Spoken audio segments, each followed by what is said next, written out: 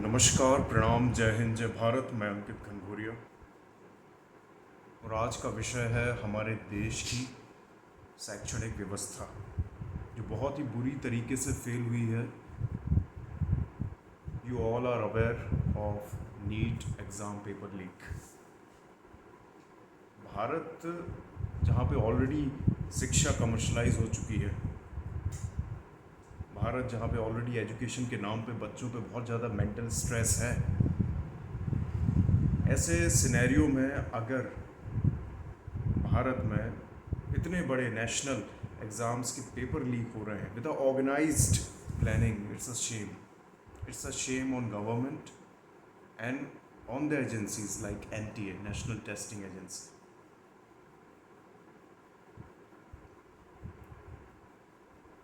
तो मेरे मन में ख्याल ये आया कि मैं भी स्टूडेंट रहा हूँ, इंजीनियरिंग बैकग्राउंड का रहा हूँ, जेई मेंस, जेई एडवांस के लिए मैंने अपीयर किया है।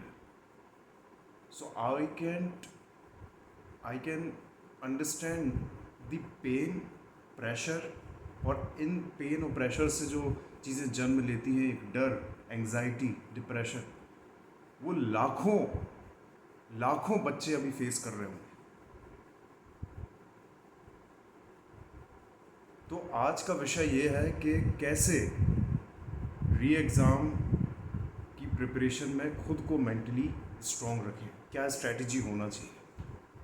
बिकॉज पढ़ाई लिखाई, फैक्ट्स, नॉलेज, विज्ञान आप कर सकते हैं, आप अच्छा याद कर सकते हैं, आपके पास सोर्सेस हैं, रिसोर्सेस हैं, आपकी खुद की प्रिपरेशन और मेहनत है।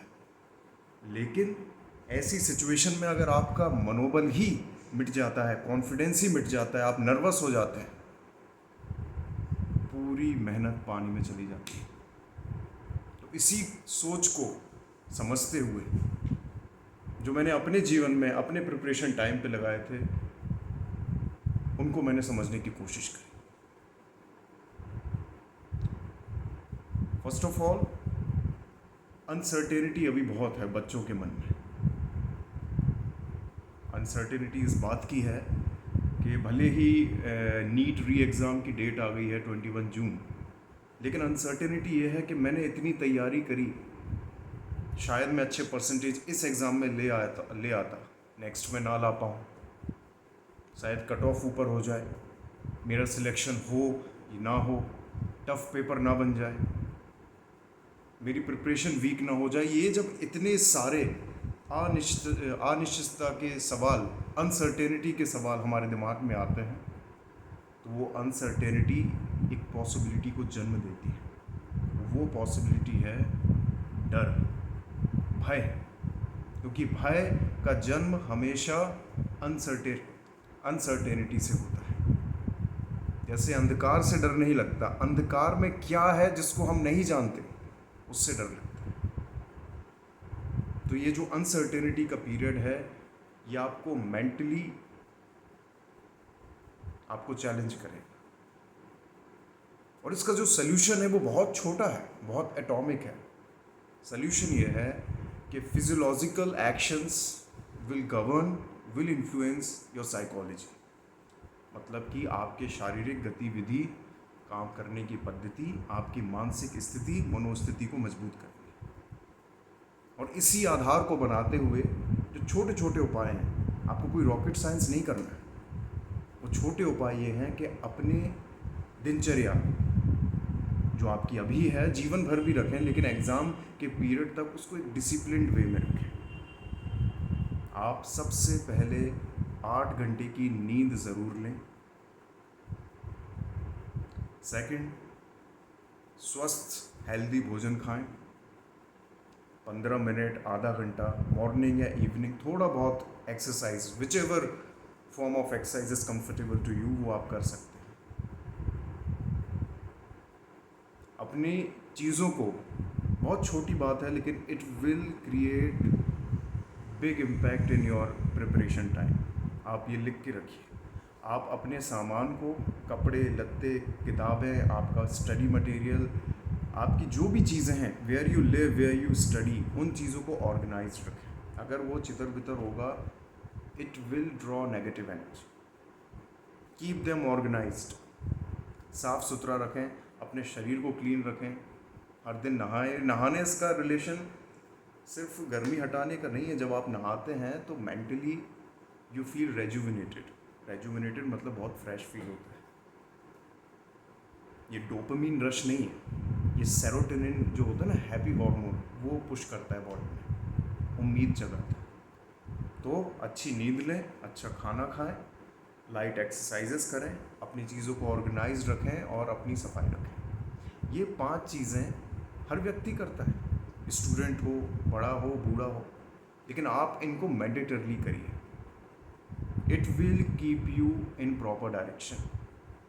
ये प्रॉपर डायरेक्शन में आपको बांध के रखेंगी, आपको ट्रैक से दूर भागने से बचाएंगी, जहाँ पे आप एक जगह पे, सोफे पे, पलंग पे बैठ के सिर्फ सोचते रहेंगे, उस चीज़ों से बचाएंगी। और वो सोच इतनी गहरी हो जाती है कि आप उठ नहीं पाते, आपका दिमाग के अंदर करोड़ों टन का भार आ जाता है और आप सोचते रह जाते हैं। Overthinking, then anxiety, then depression, ये उसका सल्यूशन है। उस बीज को पैदा होने से पहले ही मार दो। इससे होगा ये कि मोटिवेशनल वीडियो देखने से 15-20 मिनट, आधे घंटे का पुश मिलेगा, लेकिन ये जो रूटीन आप रखेंगे, then you are somewhere planned, prepared. अब बात आती है पढ़ने की। तो पढ़ाई आप अपने हिसाब से कर सकते हैं, 15 घंटे, 10 घंटे, 5 घंटे, लेकिन जो भी आप पढ़ें वो इफ़ेक्टिव होना चाहिए, एफिशिएंट होना चाहिए। और मेरे ओपिनियन में आप बहुत लॉन्ग सिटिंग आवर्स की स्टडी ना करें।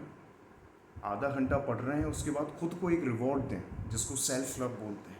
आपको जो भी पसंद है, थोड़ा टीवी देखना, थोड़ा गेम खेलना, थोड़ा बाहर घूमना, वॉक करना, स्पोर्ट करना, वॉटेवर, लिसनिंग टू म्यूज़िक, कुछ भी छोटी एक्टिविटी को टारगेट बना के पढ़ाई करें कि आधा घंटा पढ़ लेता हूँ, फिर अपने मन का करूँगा, भले 10 मिनट कर रहे हैं। इससे क्या होगा, आपके टारगेट भी हो रहे हैं, आप पढ़ भी रहे हैं, साथ में mentally you are getting some reward जो आपकी मेंटल हेल्थ को फिट रखे, राइट। तो इस तरीके से अगर आप अपने जीवन की एटॉमिक हैबिट्स को बांध के रखेंगे, तो ये जो बड़े बड़े एग्ज़ाम के री एग्ज़ाम होते हैं या फिर किसी चीज़ की अपन प्रिपरेशन करते हैं, तो वहाँ पे अनसर्टेनिटी, फियर, एंग्जाइटी, नर्वसनेस से बच जाते हैं। और एक चीज़ बहुत सिंपल है याद करने की, जो हो गया उसके बारे में आप सोचेंगे तो कुछ होगा नहीं, राइट। लेकिन जो आने वाला है उसको आप कंट्रोल कर सकते हैं, और जो जो चीज़ कंट्रोल हो सकती है उस पर मेहनत करो, अपनी प्रिपरेशन पे ध्यान दो। सोचने बैठोगे तो कुछ नहीं होगा। इट इज़ बेटर आप अपने फिजियोलॉजिकल एक्शंस, मतलब कि अपने जीवन की गतिविधि को अच्छे से बांध के रखें। आपके जो मेंटल हेल्थ है वो मजबूत होगी, और मेंटल हेल्थ जब मजबूत होती है, यू विल ऑब्जर्व कॉन्फिडेंस आएगा। ये उसका बाय प्रोडक्ट है। सिर्फ सोचने से कॉन्फिडेंस नहीं आएगा। अब prepared mind, discipline mind confident ही होता है। एक बहुत छोटी एटॉमिक हैबिट पे बेस्ड स्ट्रैटेजी है जो हर एक को करना चाहिए before any big event, exam हो, एनीथिंग, जस्ट फॉलो दिस। उम्मीद है all the students will benefit from this. Thank you, धन्यवाद। Share with your friends, students. अगर कोई पेरेंट्स देख रहे हैं, अपने बच्चों के साथ इन चीज़ों को लागू करें।